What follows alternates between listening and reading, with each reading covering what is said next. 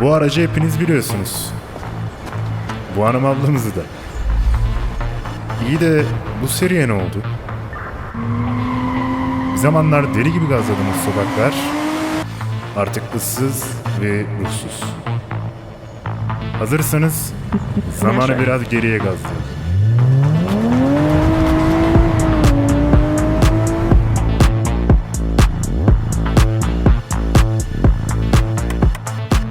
...2003'ten önce Need for Speed sıradan bir seriydi.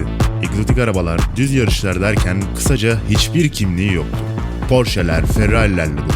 Kimsenin garajında yaşamadığı bir hayal dünyasıydı. Ama 2001'de bir film çıktı. Fast and Furious, yani Hızlı ve Öfkeli. Sokak yarışı kültürü bir gecede ana akıma taşındı. Nos şişeleri, ağır body kitler, gece yarışları derken bunlar artık bir alt kültür değil, bir trendti. EA bunu gördü ve 2003'te her şeyi değiştirdi. Need for Speed Underground. Artık egzotik arabalar yok. Gündüz yok. Sadece geceleyin neon ışıklı sokaklar, tunerlar, modifiyeli arabalar. Oyun size bir hikaye anlatmıyordu. Size bir kimlik veriyordu. Garajınızı gerçek markalarla donatabiliyordunuz. Lil Jon'un Get Low şarkısı her açılışta çalıyordu.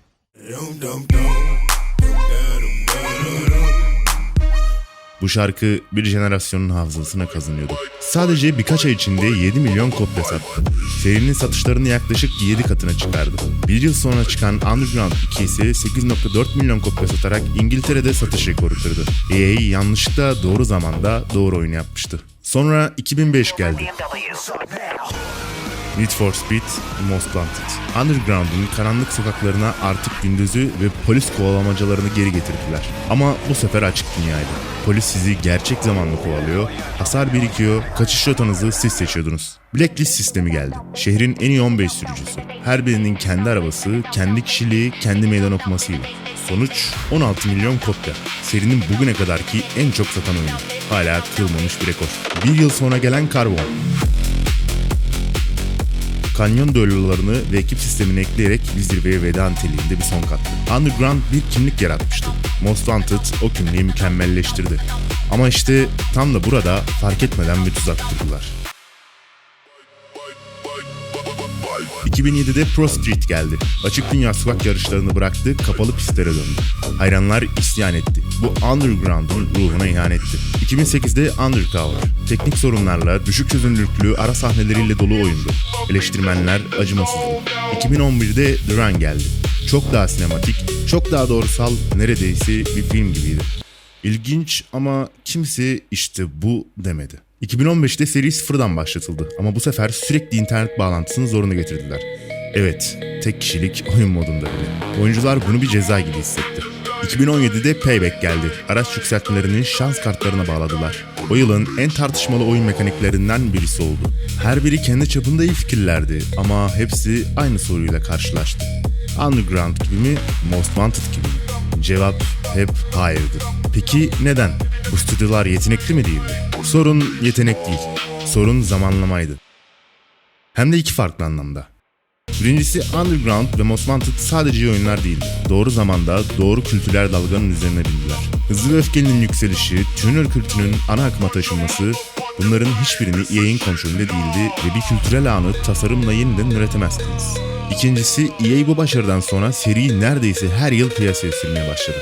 Eleştirmenler bunu doğrudan işaret etti. Yıllık çıkışlar oyuncuları doyum noktasına getirdi. Yani seriyi sadece kendi geçmişi değil, kendini sık sık tekrarlanan varlığı da yordu. 2019'da Heat geldi. Gündüz gece ve itibar sistemiyle seriye en yakınsayan deneyimlerden birisiydi.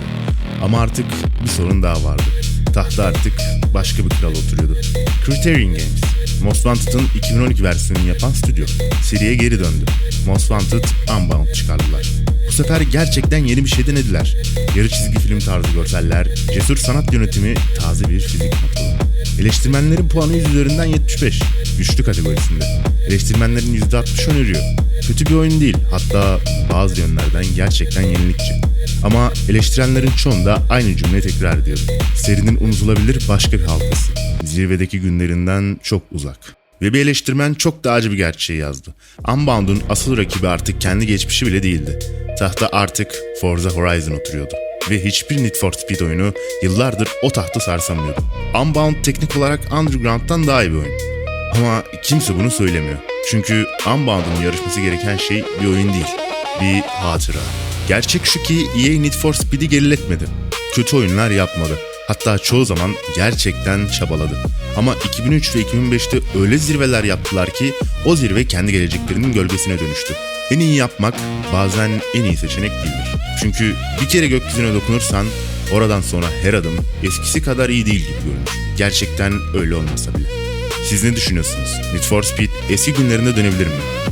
Yoksa o an sonsuza dek geçti mi? Yorumlarda buluşalım. Direksiyonu bırakmayın. Bir sonraki belgeselde görüşmek üzere. Merhaba, ben Yasin. 3 yıldır Tokyo'da ikamet ediyorum. Tabii zor yani. İnsan gurbet evde kalıyor. Uzak memleket sonuçta. Sokak yarışçılığını bıraktım artık. Burada birisiyle evlendim. Adı Akane. Ben normalde dönecektim de havalimanında Akane ile çarpıştık. O zaman anladım evleneceğimi. Gurbetlik zor. Kayınçom Yoshida sağ olsun dedi ya. Enişte gel bizim garaja, arabalardan anlarsın falan. Ondan sonra geldik buraya işte. Ben zannettim ki Skyline'ım olmadan uyanamam.